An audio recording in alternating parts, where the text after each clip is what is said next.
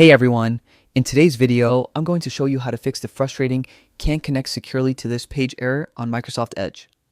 If you've ever run into this problem, you know how annoying it can be when you just want to browse safely. Don't worry, by the end of this video, you'll have a few proven ways to get back online without hassle. First, let's start with the basics. Clearing your browser data.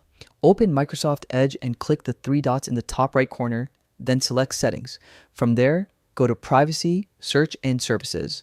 Scroll down to Clear Browsing Data and choose what to clear. Make sure to check cached images and files and cookies and other site data, then hit Clear Now. This removes any corrupted files that could be causing the issue. Once that's done, restart Edge and try the website again. If the problem persists, the next step is to check if your browser is up to date.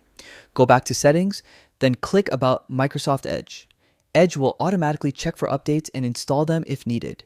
Restart the browser once updates are complete.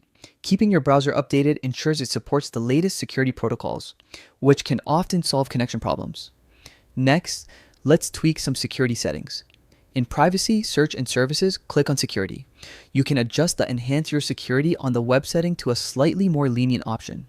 Be careful when changing security settings and make sure you understand the implications. But this tweak can sometimes fix connection blocks. Another common culprit is antivirus or firewall software. These programs can occasionally interfere with secure browsing.